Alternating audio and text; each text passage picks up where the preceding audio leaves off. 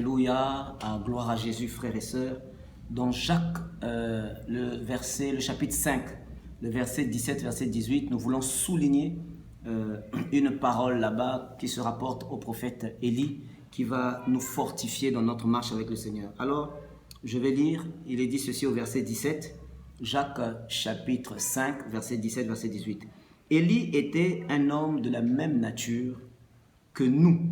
Il pria avec insistance pour qu'il ne pleut point, et il ne tomba point de pluie sur la terre pendant 3 ans et 6 mois. Le verset 18 va dire, puis il pria de nouveau, et le ciel donna de la pluie, et la terre produisit son fruit. Frères et sœurs, je souligne ici, Élie pria avec insistance.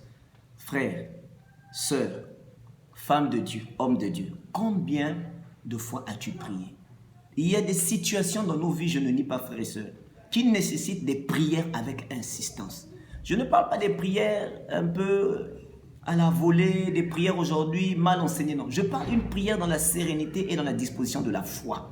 Car la Bible dit, je suis très consolé lorsque la Bible dit qu'Élie était un homme de la même nature que nous. Pourquoi? La Bible nous le dit ici parce que nous devons nous référer à ce que Dieu a fait avec Élie.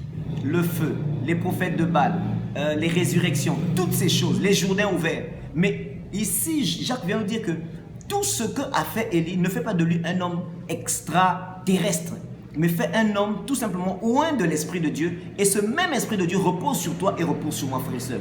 Si un temps soit peu, tu accordes du temps au Seigneur. Si un temps soit peu, tu te consacres un peu plus, frère et sœur.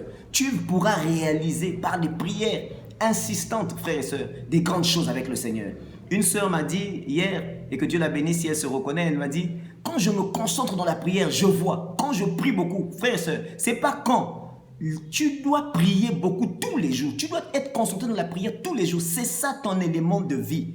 Ce n'est pas des prières ponctuelles, des prières occasionnelles. Ce n'est pas des concentrations ou des consécrations occasionnelles. Non, la vie, la marche dans la foi avec Jésus-Christ est une consécration permanente jusqu'à ce que le Seigneur vienne nous prendre, frères et sœurs. La Bible dit que Élie est un homme de la même nature que nous. La différence avec Élie était tout simplement son niveau de consécration, frères et sœurs. Or, aujourd'hui, nous voulons vite aller à l'œuvre plutôt que de prendre le temps à se consacrer. Il faut se consacrer à Dieu, frères et sœurs.